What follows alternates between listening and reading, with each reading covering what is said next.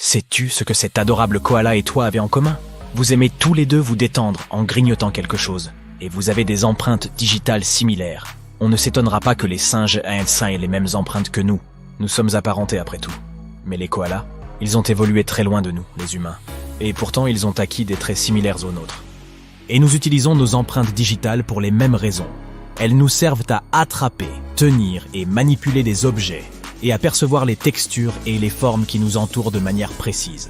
Nous saisissons notre manette Xbox pour nous amuser un moment.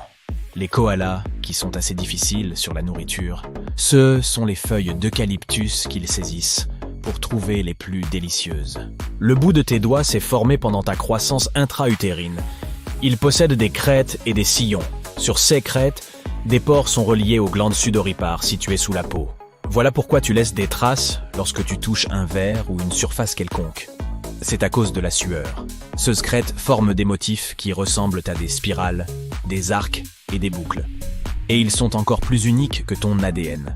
Il y a une chance sur 64 milliards que ton empreinte soit la même que celle d'une autre personne. Même les vrais jumeaux n'ont pas les mêmes empreintes. C'est tout simplement impossible. Ce motif unique t'accompagne tout au long de ta vie. Si tu te blesses le bout des doigts, ou si tu souffres d'une affection cutanée susceptible de modifier tes empreintes digitales, elles repousseront toujours en l'espace d'un mois. Avec l'âge, la peau à cet endroit perd de son élasticité et les crêtes deviennent plus épaisses. Mais les empreintes digitales ne changent pas pour autant. Il devient simplement plus difficile de les scanner ou d'en relever le dessin. Certains métiers peuvent affecter le dessin de tes empreintes digitales. Si tu travailles dans le bâtiment, en particulier comme maçon, ou si tu laves la vaisselle plusieurs fois par jour, tu risques de perdre certains détails de ce beau motif naturel. Ceux qui manipulent certains produits chimiques courent également ce risque. Mais ne t'inquiète pas, une fois que tu auras cessé ces activités, tu retrouveras tes jolies empreintes. Elles sont donc uniques et ne changent jamais. On dirait qu'elles ont été conçues pour attester de ton identité. Il semblerait que les Babyloniens aient été les premiers à faire usage de cette propriété des empreintes digitales. Ils les pressaient dans l'argile lors de leurs transactions commerciales. Depuis le 19e siècle, les empreintes digitales sont utilisées pour identifier les criminels. En 1902, elles ont pour la première fois servi de preuve lors d'un procès en Angleterre. Un an plus tard, l'idée a fait son chemin jusqu'à New York. Aujourd'hui, la plupart de nos gadgets sont sécurisés par différents types de lecteurs d'empreintes digitales. Tu peux déverrouiller ton téléphone, ta tablette, ton ordinateur, ta clé USB, ta serrure intelligente, en simplement posant ton pouce dessus. Cette technologie est extrêmement précise, mais elle repose sur de nombreux facteurs. Si la lecture est perturbée parce que tes doigts sont mouillés, gras, trop secs ou blessés, tu n'auras pas accès à ton appareil. La qualité du scanner joue également un rôle. C'est comme pour l'appareil photo de ton téléphone. Tu dois avoir un capteur et un matériel de très bonne qualité pour faire de bonnes photos. Pour les utilisateurs, la technologie d'identification par empreinte digitale est impeccable. Si tu enregistres ton pouce dans ton système, tu ne pourras pas le déverrouiller avec ton index. À un niveau plus professionnel, des erreurs peuvent se produire.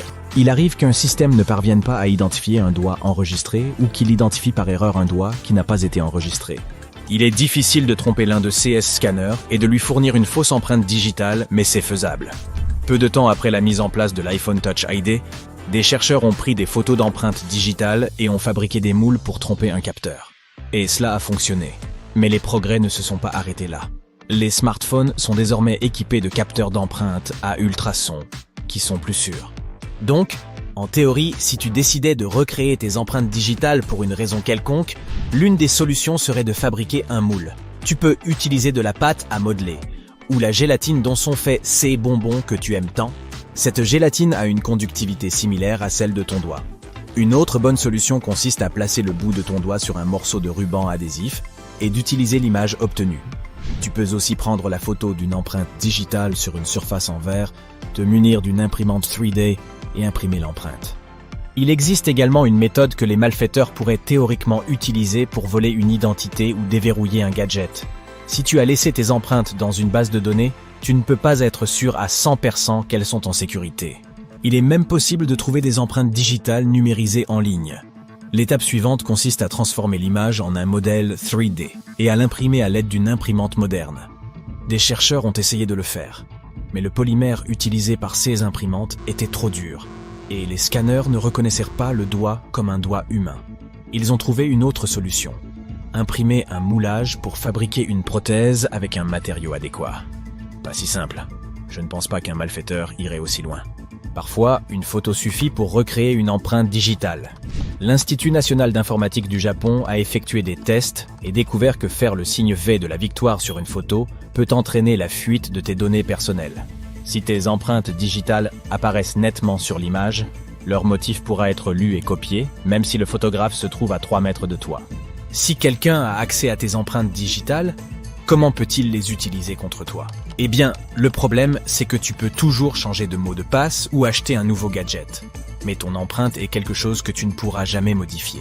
Les malfaiteurs auront donc accès à ton identité de manière permanente. Ils pourront l'utiliser pour déverrouiller tes appareils, effectuer des opérations bancaires et accéder à ton portefeuille numérique, à ton courrier, à ton dossier médical et à d'autres données sensibles. Ils pourront faire des achats en ligne ou accéder au bâtiment où tu travailles. La bonne nouvelle, c'est qu'il est très difficile de reconstituer ce motif. Les criminels auraient probablement besoin de plus qu'une simple photo ou qu'un moulage pour faire toutes ces choses. Si tout ce que je viens de te dire ne t'effraie pas, tu peux même commander des bijoux personnalisés avec ton empreinte. C'est de plus en plus populaire. Logique. Ton pendentif sera unique en son genre. Une seule chance sur 64 milliards que quelqu'un ait le même. Si tu as des doutes quant à la sécurité de l'identification par empreinte digitale, il existe peut-être une alternative, le microbiome. Il s'agit du matériel génétique de toutes les bactéries et autres micro-organismes qui vivent en toi. Il semblerait que le microbiome reste inchangé pendant une longue période et qu'il nous permette d'identifier une personne parmi des centaines d'autres. Pas facile alors de voler une identité. Ta langue possède elle aussi son propre motif de petites bosses et de crêtes. Ce dessin ne change pratiquement pas au cours de la vie, car la langue se trouve en sécurité à l'intérieur de la bouche. Les lèvres ont elles aussi un dessin unique fait de petites crêtes. Ce serait romantique de pouvoir déverrouiller son téléphone avec un baiser, pas vrai? Ou d'identifier des criminels de cette manière. Le seul problème, c'est qu'ils embrassent rarement les scènes de crime. Il y a aussi les empreintes de tes orteils. Celles-ci se forment également pendant ta croissance intra-utérine. Il y a même eu un cas où un cambrioleur a été identifié grâce à une marque sur le sol. Il s'était introduit dans une boulangerie en Écosse et il y avait de la farine partout. Le jury a condamné le suspect en l'espace de 15 minutes. Tu n'y as probablement jamais pensé, mais les oreilles se révèlent, elles aussi, être des parties du corps uniques à chaque personne. Tu sens toutes ces courbes et ces crêtes sur le bord de ton oreille? Personne d'autre au monde ne possède les mêmes oreilles que toi. Déverrouiller ton téléphone avec un scan de ton oreille serait logique. On le fera peut-être un jour.